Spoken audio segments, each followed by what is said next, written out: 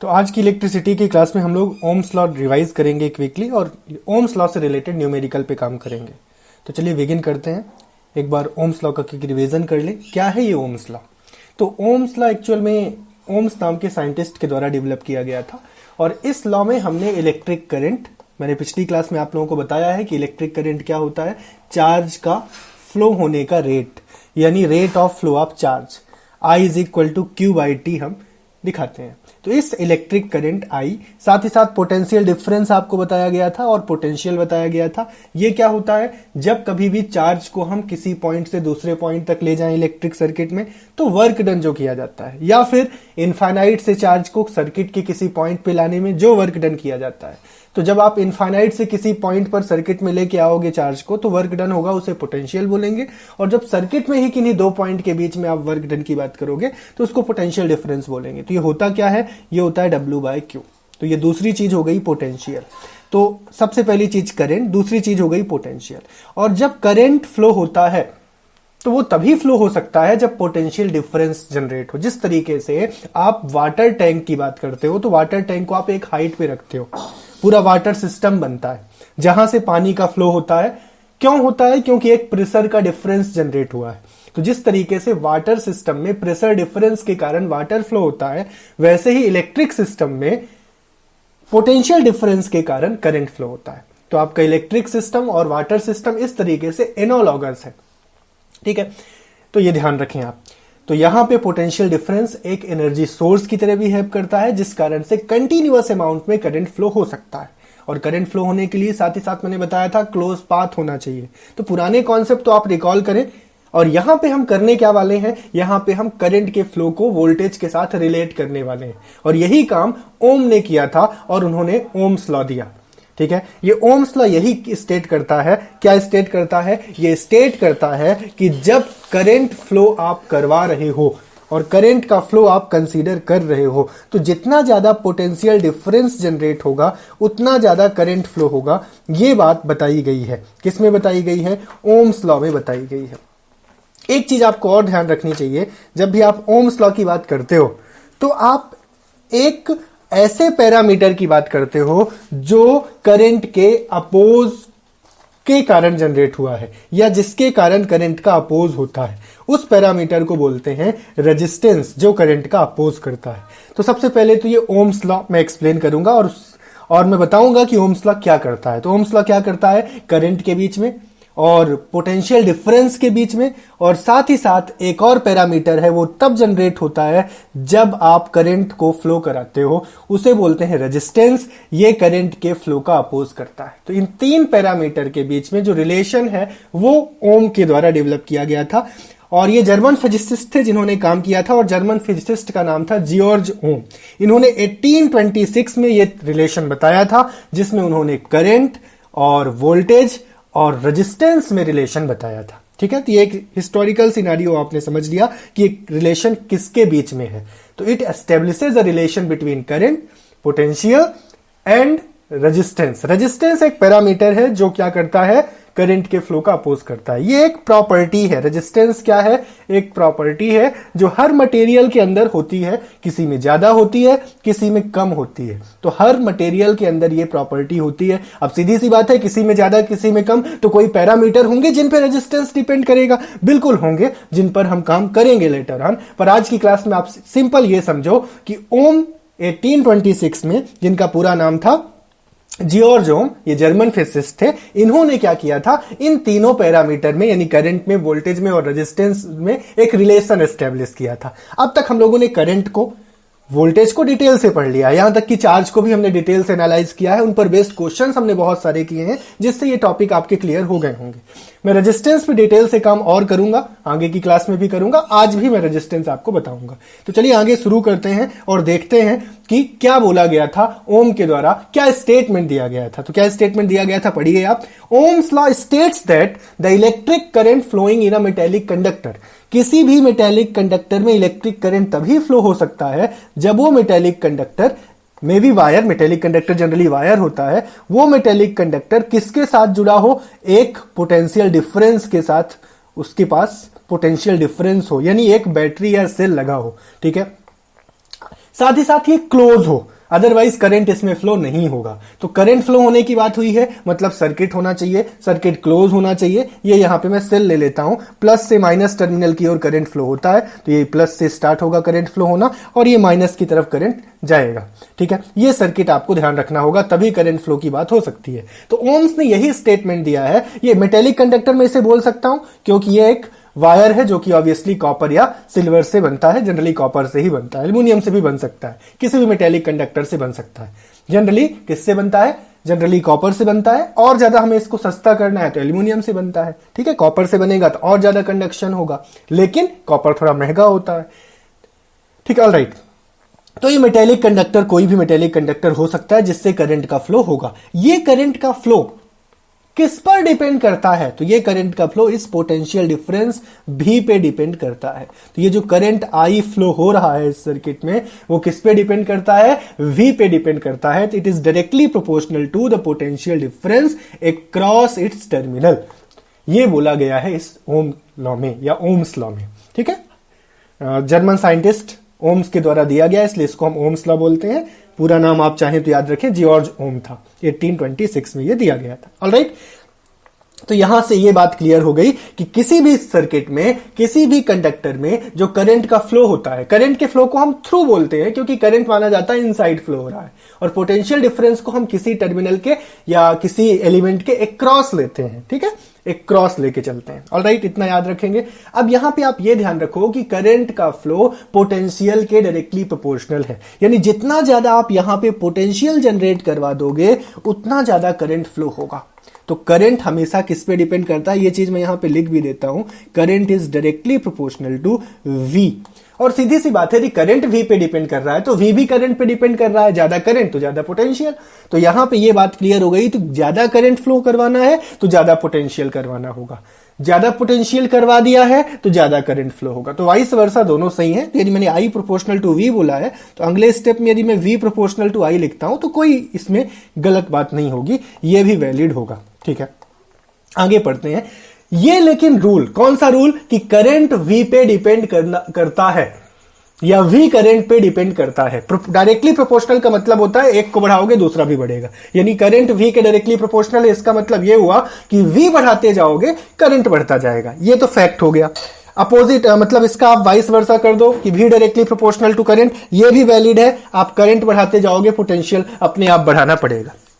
ठीक, लेकिन इस कंडीशन के लिए ये दोनों कंडीशन आपकी वैलिड तभी होंगी, ये वैलिड तभी होगा जब फिजिकल कंडीशन आप वेरी ना करो। फिजिकल कंडीशन में क्या आता है? जनरली टेम्परेचर आता है, तो टेम्परेचर कांस्टेंट होना चाहिए। और फिजिकल कंडीशन में क्या आता है? सपोज आपने ये कंडक्टर यूज किया है, तो फिजिकल कंडीशन में इस कंडक्टर की लेंथ आती है, फिजिकल कंडीशन में इस कंडक्टर का क्रॉस सेक्शनल एरिया आता है।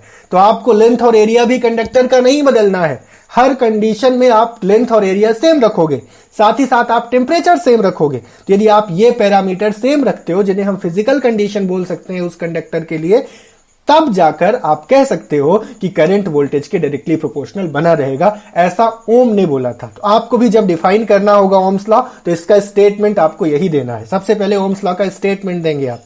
क्या स्टेटमेंट देंगे? As per Ohm's law, electric current flowing through the conductor or flowing in the circuit is directly proportional to the potential और पोटेंशियल डिफरेंस। ठीक है, इसके बाद हमने दूसरा बोला V प्रोपोर्शनल टू I। साथ ही साथ आप ये बोल देना, provided that all the circuit conditions such as temperature and length and area of the conductor remain constant. ये आप जरूर बताना। तो यहां से हम बात कर रहे हैं अब I करंट है, V पोटेंशियल डिफरेंस है, एंड के क्रॉस, कंडक्टर के एंड के क्रॉस। यहां पे भी I के प्रोपोर्शनल है, तो तुरंत आप बोल दो कि प्रोपोर्शनलिटी हटाना है। और प्रोपोर्शनलिटी हटाते वक्त प्यारे बच्चों एक कांस्टेंट लगाना पड़ता है। यहां पे वो कांस्टेंट है कैपिटल R, जिसे हम बोलते हैं रेजिस्टेंस, जिसके बारे में और डिटेल से समझा रहा हूं अभी। लेकिन यहां पे ये जो प्रोपोर्शनलिटी लगा है, ये बहुत इंपॉर्टेंट रोल प्ले करेगा और ये कांस्टेंट बना रहेगा। कब तक कांस्टेंट बना रहेगा? ये तब तक कांस्टेंट बना रहेगा जब तक आप फिजिकल कंडीशन वेरी ना करो। तो V is equal to I R आ गया। हम चाहें तो R is equal to V by I भी लिख सकते हैं। तो ये दोनों रिलेशन हमें याद रखने हैं, V is equal to I R और R is equal to V by I. जो हमने ओम्स लॉ से डेवलप किए। तो क्या क्या करना है ओम्स लॉ में? पहला स्टेप करना है current is directly proportional to V। दूसरा स्टेप, क्योंकि करंट डायरेक्टली प्रोपोर्शनल V के है तो V is directly proportional to I। तीसरा स्टेप, प्रोपोर्शनलिटी हटाना है और जैसे ही प्रोपोर्शनलिटी हटाएंगे हम R नाम का कांस्टेंट लगा देंगे। ये 3 स्टेप करना है। चौथा स्टेप चाहो तो लिख दो V डिवाइड बाय I भी R होगा। ठीक है, तो ये आपको स्टेप्स परफॉर्म करने हैं ओम्स लॉ करते वक्त। तो आज की कंडीशन, हमें ये 2 कंडीशन मिल चुके हैं। V is equal to I R भी ओम्स लॉ है और V by I is equal to R भी एक ओम्स लॉ का रिलेशन है। अब ये मैंने क्यों किया, ये मैं आपको इंडिकेट कर दूं। यदि आप फिजिकल कंडीशन कांस्टेंट रखते हो, यदि आप फिजिकल कंडीशन को कांस्टेंट रखते हो प्यारे बच्चों, तो एक बहुत इंपॉर्टेंट रिजल्ट हमें मिलेगा कि आप जैसे जैसे पोटेंशियल बढ़ाओगे करंट बढ़ेगा, लेकिन इन दोनों के बढ़ने का एक पैटर्न होगा। यानी पोटेंशियल बढ़ाने से करंट किस तरीके से बढ़ेगा, इसका एक पैटर्न आपको मिलेगा। वो इस तरीके से बढ़ेगा कि V और I का जो रेशियो है वो हमेशा सेम बना रहे। एक किसी सर्किट को आपने कंसीडर किया, उसमें आपने कंडक्टर लिया, लेंथ सेम रखा, एरिया सेम रखा, टेम्परेचर सेम रखा और लगातार आप पोटेंशियल बढ़ा रहे हो, तो बिल्कुल लगातार करंट बढ़ेगा, क्योंकि करंट प्रोपोर्शनल होता है पोटेंशियल के। लेकिन करंट उतना ही बढ़ेगा जिससे V और I का रेशियो रेजिस्टेंस के बराबर आता जाए, कांस्टेंट आता जाए, और वही कांस्टेंट कहलाता है रेजिस्टेंस। और यही रेजिस्टेंस एक ऐसा प्रॉपर्टी है हर मटेरियल के अंदर जो होती है, जिस कारण से वो मटेरियल सर्किट में फ्लो होने वाले करंट का अपोज करता है। तो ये आप समझ गए होंगे। आगे मैं और रेजिस्टेंस को डिटेल से समझा देता हूं, पर उससे पहले मैं आपको ओम्स लॉ का कुछ सर्किट डायग्राम समझा देता हूं। तो ये ओम्स लॉ के लिए हम लोगों ने सर्किट डायग्राम लिया है। ये मैंने बैटरी ली है। ये जो पिक्टोरियल रिव्यू है ये प्रैक्टिकल अरेंजमेंट है। ठीक है, इस राइट साइड जो मैंने लिया है this is a practical arrangement. यदि आप लैब में जा रहे हो, प्रैक्टिकल कर रहे हो, तो आपके पास सेल होगा, जिस ड्राई सेल का आप इस तरीके से कनेक्शन करोगे। ये इसका पॉजिटिव टर्मिनल है, ये नेगेटिव है। फिर स्विच लगाते हो ताकि आप इस सर्किट को ओपन और क्लोज कर सको। 1 वे स्विच है ये। ठीक, डायरेक्टली इस पर्टिकुलर डिवाइस को लगाओगे तो ये कनेक्ट हो जाएगा, इसको आप निकाल दोगे तो ये डिस्कनेक्ट हो जाएगा। ये रियोस्टेट लिया है आपने, इस स्लाइडर को आप बढ़ाकर, आगे बढ़ाकर, पीछे बढ़ाकर आप इसको क्या कर सकते हो, रेजिस्टेंस को वेरी कर सकते हो। मैंने बताया था रियोस्टेट क्या होता है, वेरिएबल रजिस्टर होता है। यहां आपने यूनिफॉर्म रेजिस्टेंस लिया है जिसकी वैल्यू आप लगातार चेक कर रहे हो। साथ ही साथ वोल्ट मीटर ले सकते हो जिससे आप पोटेंशियल डिफरेंस मेजर कर पाओ, क्योंकि यदि आप इस पर्टिकुलर रियोस्टेट को वेरी करोगे, रियोस्टेट की पोजीशन को वेरी करोगे, तो क्या वेरी होगा, रेजिस्टेंस वेरी होगा, जिससे करंट का फ्लो चेंज होगा। करंट के फ्लो का अमाउंट चेंज होगा, अमाउंट तो नहीं कह सकते, लेकिन करंट का फ्लो चेंज होगा। ठीक है, यहां पे अमीटर हमने लिया है जिससे हम करंट को मेजर कर पाएंगे। ठीक है, तो ये पूरी कंडीशंस हमने बना ली है और इसी चीज को एज इट इज हमने यहाँ पे सर्किट में दिखा दिया है। तो ये सर्किट डायग्राम है, ये मैंने सेल दिखाया, ये की दिखाई, क्लोज कंडीशन में है अभी। ये रियोस्टेट है, RH ऐसे दिखाते हैं। नीचे आपका ये रेजिस्टेंस है, कैपिटल R, और ये आपके पास इसका वोल्ट मीटर लगा हुआ है, एक क्रॉस लगता है वोल्ट मीटर, ये आप देखें एक क्रॉस लगा हुआ है। ठीक है, इसके बाद आपके पास ये अमीटर है जो यहाँ पे सीरीज में लगा हुआ है, ये भी ध्यान रखना है आपको, सीरीज में लगा हुआ है अमीटर। ठीक, इसके बाद हम बात करते हैं आगे, और आगे हमें ये देखना है कि ये क्या होगा। अब इसमें अब करंट फ्लो होने लगेगा पॉजिटिव से नेगेटिव टर्मिनल की तरफ, तो पॉजिटिव से शुरू होगा करंट, तो ऐसे करंट फ्लो होगा इसमें अब। ठीक है, ये ध्यान रखना, पॉजिटिव से शुरू होगा करंट ऐसे। ठीक, तो ऐसे इस डायरेक्शन में करंट फ्लो होगा। ठीक, यदि इसी चीज को आप चाहो तो उल्टा भी बना सकते हो। उल्टा मतलब ये रेजिस्टेंस ऊपर बना दो, कोई इशू नहीं होगा। ये एक्सपेरिमेंटल सेटअप में जैसा बना था वैसे मैंने बना दिया। यहां मीटर लगा लो। ठीक है, नीचे आप सेल मतलब ये वाला सेल लगा लो, प्लस माइनस ऐसा कर लो। ठीक है, आपकी चॉइस है, एग्जाम में आप चाहो तो ऐसा भी बना सकते हो। और यहां पे आप इसको कनेक्ट कर लो, रियोस्टेट लगाना है तो लगाओ, अदरवाइज अभी मत लगाओ। तो ये सर्किट आप बना सकते हो, यहां पे वोल्ट मीटर लगा लो। तो ऐसा सर्किट भी आप एग्जाम में बना के आ सकते हो। एग्जाम में जनरली आपको एक्सपेरिमेंटल सेटअप नहीं बनाना होता।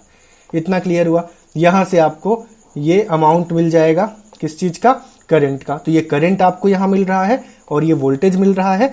तो यहां पे जैसे जैसे वोल्टेज आप वेरी करोगे आपका करंट वेरी करेगा, यानी करंट V पे डायरेक्टली प्रोपोर्शनल होगा, पहला स्टेप। दूसरा स्टेप V करंट पे डायरेक्टली प्रोपोर्शनल होगा।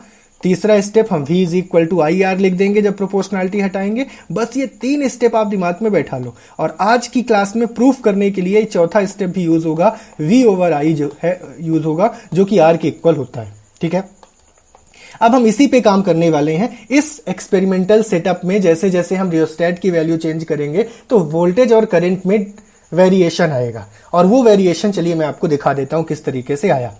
यहां पे देखिए आप वेरिएशन, तो ये हमारा 2.5 वोल्ट सबसे पहले हमने अप्लाई करवाया, यानी यहां से हमने सेल से कितना वोल्टेज अप्लाई करवाया, 2.5 वोल्ट।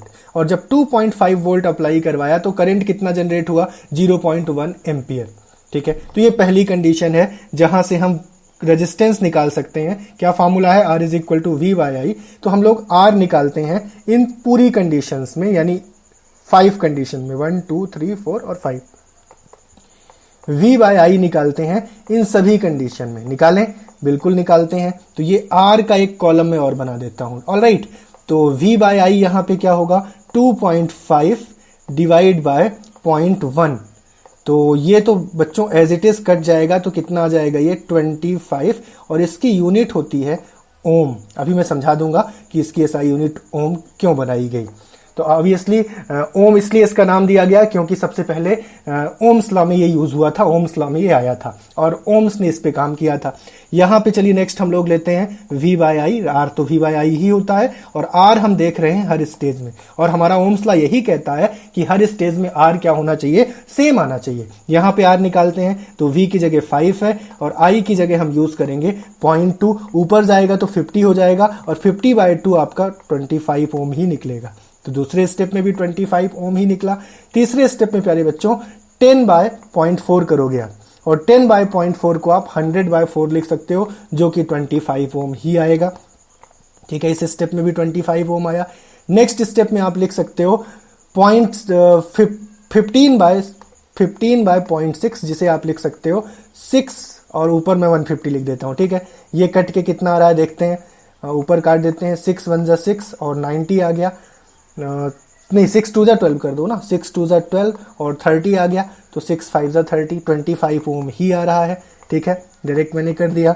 ये लास्ट स्टेप कर लेते हैं, 25 वोल्ट पोटेंशियल की जगह रखेंगे, और 1 एम्पियर करंट है, तो ये तो डायरेक्ट आ रहा है 25। तो यहां से आपने क्या ऑब्जर्व किया कि आपने जैसे जैसे ये इस एक्सिस में मैंने क्या लिखा है, यहाँ पे इस एक्सिस में मैंने लिया है करंट। जनरली हम एक्स एक्सिस में करंट लेते हैं।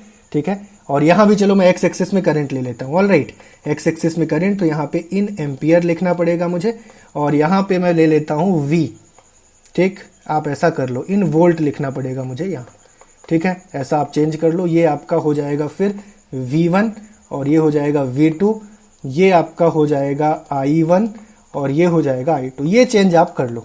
एक्स एक्सिस में मैं क्या ले रहा हूं, करंट ले रहा हूं, ये करंट लिख लो आप यहाँ पे। और वाई एक्सिस में क्या ले रहा हूं मैं, वोल्टेज। तो ये करंट है I, और वाई एक्सिस में क्या है हमारे पास, वोल्टेज है। तो जैसे जैसे हम वोल्टेज को वेरी करते जाएंगे, पहले हमने वोल्टेज कितना रखा 2.5, तो करंट हो गया 0.1। फिर मैंने वोल्टेज बढ़ाया 5, ये 5 बढ़ाया, तो करंट क्या हो गया 0.2। फिर हमने वोल्टेज बढ़ा के 10 किया, तो करंट कितना हो गया 0.4। फिर हमने वोल्टेज बढ़ा के 15 किया, तो करंट कितना हो गया 0.6, और फिर हमने 0.6 एम्पियर। ठीक है, फिर हमने और बढ़ाया, कितना बढ़ाया 20 किया, तो 20 पे कितना हुआ, और यहां से देख सकते हो 0.8 हुआ, और मैंने बढ़ाया 25, तो 25 पे कितना हुआ 1 एम्पियर। तो इस तरीके से जैसे जैसे मैं वोल्टेज बढ़ाता गया, करंट बढ़ता गया, और रेशियो मुझे हर बार क्या मिलता गया 25 ओम। तो इस पर्टिकुलर एक्सपेरिमेंटल सेटअप से भी आपको क्या समझ में आना चाहिए कि हर कंडीशन में V बाई आई कॉन्स्टेंट है। लेकिन यहां पे कंडीशन ये देखी गई थी, क्या कंडीशन रखी गई थी कि हमने कंडक्टर का लेंथ एरिया कभी नहीं बदला, साथ ही साथ हमने टेम्परेचर को हमेशा कांस्टेंट रखा। ये बात ध्यान रखना। तो हर कंडीशन में हमें V बाई आई सेम मिला, यानी रेजिस्टेंस सेम बना रहता है। लेकिन कब, जब फिजिकल कंडीशन सेम बनी रहे। फिजिकल कंडीशन का मतलब होता है टेम्परेचर और कंडक्टर की लेंथ, एरिया, ये सब सेम बना रहे। तो हर कंडीशन में हमने 25 ओम रेजिस्टेंस निकाला, यानी वोल्टेज के बढ़ाने पे करंट बढ़ा जरूर, लेकिन इस तरीके से बढ़ा कि V और I का जो रेशियो है वो कांस्टेंट बना रहे। ये दिमाग में आप बिल्कुल बैठा चुके हो आज, और आपने इसको एनालाइज भी कर लिया है। तो I is directly proportional to V, it's all good. V is directly proportional to I, it can also be said. And यहां से हम V is equal to IR भी बोल सकते हैं। और जो चौथा स्टेप है वो बहुत इंपॉर्टेंट है आज की क्लास में और इस ओम्स लॉ के लिए कि V बाय I हमेशा कांस्टेंट आता है।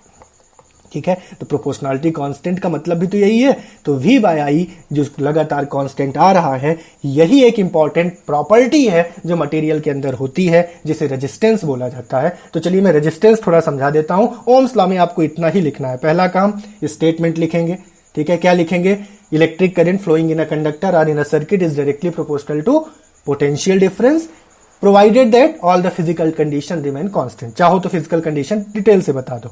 फिर आपको ये पूरा ये प्रूफ कर देना है। ये वाली पूरी लाइन आपको लिख देनी है। इसके बाद ये पूरा लाइन लिख देना है। इसके बाद आपको क्या करना है? ये सर्किट डायग्राम बना लेना है। ये वाला पोर्शन आप नहीं बनाना चाहते, मत बनाओ, कोई प्रॉब्लम नहीं है, लेकिन ये वाला पोर्शन आपको बनाना पड़ेगा। ऐसा भी नहीं बनाना तो ये वाला पोर्शन आप बना दो। ठीक, ये सर्किट आप बना दो। सर्किट बनाना पड़ेगा दूसरे स्टेप में। तीसरे स्टेप में आपको V I कैरेक्टरिस्टिक बतानी पड़ेगी। ये V है और इधर I है। आप ये वाला पूरा डायग्राम बना सकते हो तो ऑल गुड। आप ये पॉइंट्स प्रेजेंट कर सकते हो, ये भी एक बहुत इफेक्टिव होगा। बाकी आप चाहो तो डायरेक्ट ऐसा डायग्राम बना सकते हो कि जब करंट यहाँ पे I1 डेवलप हुआ, वो तब डेवलप हुआ जब पोटेंशियल डिफरेंस V1 था इस A पॉइंट पर। करंट जब I2 डेवलप हुआ, यहाँ पे जब करंट I2 डेवलप हुआ तो पोटेंशियल डिफरेंस V2 था। तो ये आप, और ऐसे ही जैसे आगे बढ़ाओगे पोटेंशियल डिफरेंस V3 करोगे तो करंट क्या आएगा? यहाँ I3 आएगा। लेकिन इन सभी कंडीशन में जैसे आपको पहले V1 मिला, करंट I1 मिला, फिर आपको पोटेंशियल V2 मिला, करंट I2 मिला, फिर आपको पोटेंशियल V3 मिला और करंट I3 मिला, तो इन सभी कंडीशन में क्या चीज कॉमन है? इनका रेशियो कॉमन है, इनका रेशियो सेम है। और किसके बराबर है इनका रेशियो? R के बराबर है इनका रेशियो, R के इक्वल है इनका रेशियो। तो ये रेशियो आपको ध्यान रखना है जो कि R के इक्वल है। तो मुझे उम्मीद है कि आप समझ गए होंगे, क्लियर हो गया होगा। तो इस फॉर्म में भी लिख देते हैं आप तो चलेगा। तो इस फॉर्म में आपने कुछ शो नहीं किया है, पर इस फॉर्म में तो यार आपने शो करके दिखा दिया है ना। आपने 2.5.1 किया, 25 दिख रहा है, 25 यहां दिख रहा है, पर इस फॉर्म में आपको बताना है कि ऐसा होगा, ये इक्वल ही आएगा, ये इक्वल ही आएगा। और ये इक्वल आपने जब एक्सपेरिमेंटल सेटअप में देखा तब आपने कंक्लूड किया कि ओम्स लॉ ये होता है। एक चीज और मैं याद दिला दूं आपको, कुछ ऐसे डिवाइस भी होते हैं जो ओम्स लॉ फॉलो नहीं कर पाते। तो जो डिवाइस ओम लॉ फॉलो करते हैं उन्हें ओमिक डिवाइस बोलते हैं। हाँ, हालांकि इसके लिए कंडीशन भी है कि फिजिकल कंडीशन सेम रखना पड़ेगा। तो नॉन ओमिक डिवाइस क्या करते हैं? Non ohmic device linear graph नहीं दे पाते। इसकी जो V I कैरेक्टरिस्टिक है, तो ओमिक ग्राफ के लिए V I कैरेक्टरिस्टिक क्या होती है? लीनियर, यानी आपको एक सीधी रेखा मिलती है। लेकिन जो नॉन ओमिक डिवाइसेस हैं उनके लिए non linear V I characteristic मिलती है। अब नॉन लीनियर कौन कौन देते हैं वो चाहो तो आप लिख लो। डायोड, इस तरीके से डायोड बनता है जो बाद में आप सीखोगे 12th क्लास में, ये डायोड होता है। ऐसे ही ट्रांजिस्टर, तो डायोड और ट्रांजिस्टर और कुछ और इलेक्ट्रॉनिक डिवाइसेस हो सकते हैं जो V I कैरेक्टरिस्टिक कैसा रखते हैं? ऑब्वियसली V I कैरेक्टरिस्टिक से लीनियर नहीं रखते। तो दो एग्जांपल तो आप लिख लो, डायोड, और डायोड से मिलके ही ट्रांजिस्टर बनता है। और जो भी डिवाइसेस डायोड से मिलके बनेंगे वो लीनियर कैरेक्टरिस्टिक ना दिखा के नॉन लीनियर कैरेक्टरिस्टिक दिखाएंगे और इन्हें हम नॉन ओहमिक बोलेंगे। ठीक है, तो ओहमिक कैसी कैरेक्टरिस्टिक दिखाते हैं? ओहमिक के अंदर V I कैरेक्टरिस्टिक ऐसी आती है, ये V है और ये I है, और इनका ग्राफ कैसे बनता है? सीधा जाता है ये V I कैरेक्टरिस्टिक। और यहां V I कैरेक्टरिस्टिक कैसी जाती है? ये V है, ये I है, तो इनका ग्राफ प्यारे बच्चों सीधा ना जाकर ऐसा जाता है। यहां तक कि इनका ग्राफ एक्स एक्सिस के नेगेटिव फॉर्म में भी ऐसा जा सकता है। तो ये आप ध्यान रखेंगे। नॉन लीनियर के बारे में आप बस याद रखें, बाकी हमें ओमिक कंडीशंस में, ओम्स लॉ में लीनियर V I कैरेक्टरिस्टिक ही बनाना है। तो पहले तो आप स्टेटमेंट देंगे, ये पूरा मैथमेटिकल फॉर्म देंगे, साथ ही साथ ये सर्किट डायग्राम बनाएंगे, फिर ये V I कैरेक्टरिस्टिक बताएंगे। तो ये 4 स्टेप आप करते हैं तो पूरा फुल मार्क्स आपको ओम्स लॉ में मिलने वाला है। अब हम आगे काम करते हैं, ओम्स लॉ के क्वेश्चंस करते हैं। उससे पहले रेजिस्टेंस भी पढ़ लें, क्योंकि रेजिस्टेंस डेवलप हुआ है ओम्स लॉ से ही। तो रेजिस्टेंस देखिए क्या है। रेजिस्टेंस क्या है? It is a property of a conductor. ये कंडक्टर की प्रॉपर्टी है, हर कंडक्टर के पास होती है, जिसके कारण वो क्या करता है? That opposes the flow of current, जिस कारण से वो करंट के फ्लो का अपोज करता है। इसको हम कैपिटल R से दिखाते हैं, सिंबॉलिकली इसे हम ऐसे दिखाते हैं। ठीक है, इसको हम ओम बोलते हैं SI यूनिट में, और ये इसका सिंबल है। ठीक है। 1 ओम क्या होता है, हमने अभी अभी पढ़ा कि रेजिस्टेंस V ओवर I होता है, हमने प्रूव भी किया है इस बात को। तो यहां पे यदि आप ऐसा डेवलपमेंट करो, सेटअप करो, ऐसा इलेक्ट्रिक सर्किट बनाओ जिस इलेक्ट्रिक सर्किट में आप क्या कर पाओ, आप ऐसा काम कर पाओ कि 1 वोल्ट का ही पोटेंशियल डिफरेंस दो, 1 वोल्ट का ही सेल लगाओ और करंट आप 1 एम्पियर ही फ्लो करवाओ। तो जब आप 1 वोल्टेज देकर 1 एम्पियर करंट फ्लो करवाते हो किसी सर्किट में, तो उस केस में जो यहां पे रेजिस्टेंस ऑफर किया जाएगा वो 1 ओम होगा। तो ये आप डेफिनेशन पढ़ सकते हो 1 ओम की। The resistance of a conductor is said to be 1 ohm when the potential difference across the conductor is 1 volt and current flowing through this that conductor is 1 ampere. तो ये एक इंपॉर्टेंट पॉइंट हो गया। चलिए अब हम quickly काम करते हैं। पहले तो हम न्यूमेरिकल लेते हैं ओम्स लॉ पर बेस्ड। ओम्स लॉ पर बेस्ड मतलब V is equal to I R, पहला फार्मूला हमें लगाना पड़ सकता है। और इसी फार्मूला से बने हुए दो फार्मूला, या तो हमें I is equal to V over R लगाना पड़ सकता है, ये भी लगाना पड़ सकता है। और ओम्स लॉ से ही जुड़ा हुआ एक formula R is equal to V over I हमें लगाना पड़ सकता है। ये 3 फार्मूला हमें लगाना है और उन पर बेस्ड हमें कुछ न्यूमेरिकल्स आज की क्लास में करने हैं। तो चलिए पहला न्यूमेरिकल हमारे पास आ चुका है, हम क्विकली इसका सोल्यूशन एनालाइज कर लेते हैं। हमसे बोला गया है कि 5 एम्पियर का जो करंट है वो किसी कंडक्टर के थ्रू फ्लो हो रहा है। तो कैलकुलेट द रेजिस्टेंस, रेजिस्टेंस हमसे पूछा गया है, R हमसे पूछा गया है और हमें बताया गया है कि 5 एम्पियर का जो करंट है वो फ्लो हो रहा है कंडक्टर में, जिसका पोटेंशियल डिफरेंस 15 वोल्ट है, जिसके क्रॉस पोटेंशियल डिफरेंस 15 वोल्ट है। सब कुछ SI के फॉर्म में है, हमें R बताना है। R का फार्मूला होता है V ओवर I, यानी हम डायरेक्टली फार्मूला लगाएंगे V ओवर I। अब हम क्या करेंगे, V की जगह 15 रख देंगे, I की जगह हम 5 रख देंगे और ये सभी हमने SI में रखा है, इसलिए हमारा आंसर भी SI में आएगा R का। और R होता है 5 3 15 और R की यूनिट होती है ओम। ये ऐसे ओम बनाते हैं, ठीक है। कैसे बनाते हैं भाई, ऐसे ले जाके ऐसे, अब आपको बनाना आता है भाई, ये ऐसे ऐसे बना लिया करो। 3 ओम आपका क्या आ गया, रेजिस्टेंस आ गया। यहाँ पे आप ना बना पाओ सिंबल कभी बहुत अच्छा, तो ऐसा ओम भी लिख सकते हो, पर सिंबल कोई बहुत बड़ी बात नहीं होगी, आप बना सकते हो ऐसे करके ऐसे, ऑलराइट। बाकी मैंने यहाँ पे इंडिकेट किया है, ये इसका एग्जैक्ट सिंबल है, ठीक है। बाकी थोड़ा बहुत गड़बड़ आपसे होता है, चलेगा। सेकेंड क्वेश्चन लेते हैं और इस पर देखते हैं क्या बोला गया है। If the potential difference between the terminal is 220 volt, इस क्वेश्चन में आपको पोटेंशियल डिफरेंस टर्मिनल के बीच में यानी दोनों एंड में 220 वोल्ट का दिया है। साथ ही साथ इस पोटेंशियल डिफरेंस के कारण करंट फ्लो होगा, क्योंकि current is directly proportional to potential difference. तो कितना करंट फ्लो हो रहा है, 5 एम्पियर। तब रेजिस्टेंस क्या होगा, तो इसमें भी रेजिस्टेंस पूछा है और अभी अभी हमने पढ़ा कि R होता है V by I, V over I। अब हम V की जगह कितना रख देंगे, 220 रख देंगे और I की जगह कितना रख देंगे, 5 रख देंगे। इसको कट करते हैं, 5 4 जा 20 और 5 4 जा 20 फिर से, तो यहां से आपको मिल गया 44 ओम का रेजिस्टेंस यहां पे डेवलप होगा। तो ये क्वेश्चन भी आप समझ गए, इजी है, सिंपल है। थर्ड करते हैं, if the resistance of an electric iron is 48 ओम, एक इलेक्ट्रिक आयरन है जिसका रेजिस्टेंस 48 ओम है, जो आपको इस क्वेश्चन में दिया है, रेजिस्टेंस आपको दिया है और आपसे पूछा है, आगे पढ़िए तो समझ में आएगा, and electric current of 5 ampere is flowing through it, और आपको बताया गया है कि इस कंडक्टर यानी आयरन के थ्रू जो करंट हम फ्लो करवा रहे हैं वो 5 एम्पियर है। सपोज आप आयरन यूज कर रहे हो घर में कपड़ों में प्रेस करने के लिए, तो उसका रेजिस्टेंस 48 ओम दिया है, करंट जो उसके थ्रू फ्लो हो रहा है वो 5 एम्पियर दिया है। आपसे पूछा गया है कि कितना पोटेंशियल डिफरेंस उसके टर्मिनल में बना होगा, तो V is equal to I R, simple सा होता है। तो V is equal to I R आप लगा दो, SI यूनिट में सब कुछ मैंने दिया है, कोई टेंशन नहीं है। 5 आपने लिख दिया, R की जगह 48 लिख दिया।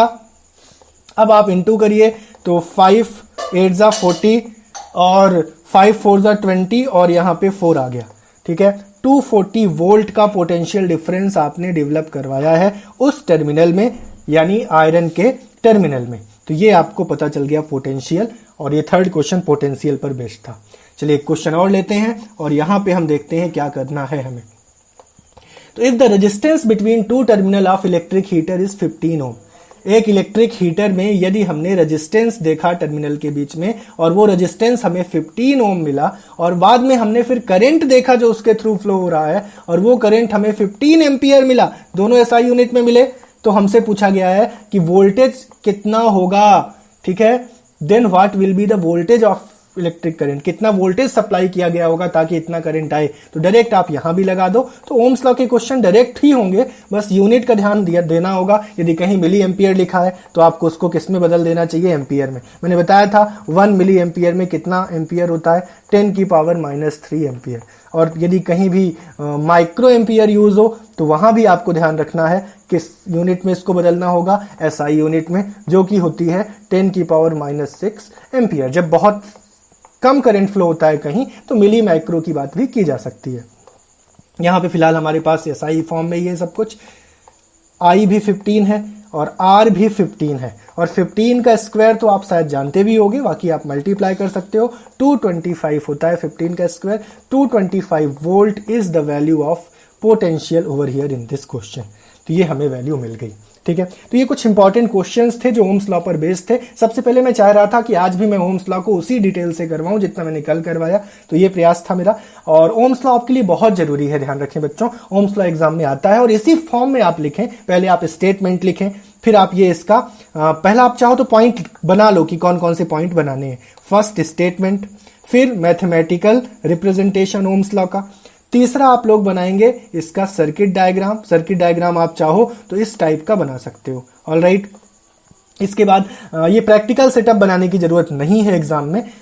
ठीक है, और इसके बाद फिर आप ये VI कैरेक्टरिस्टिक, चौथा पॉइंट। तो ये 4 पॉइंट्स आप अप्लाई करिए और ये 4 पॉइंट्स के फॉर्म में, 4 हेड्स के फॉर्म में आप ओम्स लॉ को एक्सप्लेन करिए। दैट्स ऑल इनफ और that's a good representation that you have presented. यदि ऐसा आप कर देते हैं तो एग्जामिनर की नजर में ये बहुत बेस्ट एक्सप्लेनेशन होगा और प्रेजेंटेशन होगा।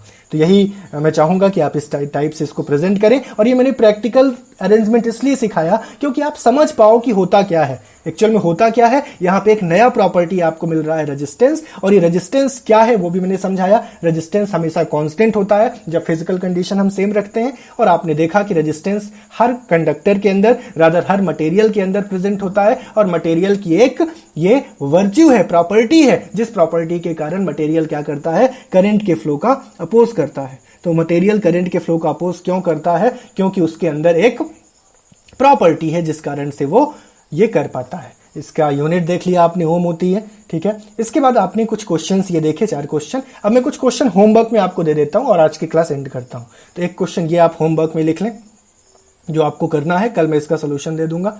एक और क्वेश्चन मैं आपको दे देता हूं, ये क्वेश्चन आप होमवर्क में कर लें। तो चलिए आज की क्लास यहीं पे एंड करते हैं।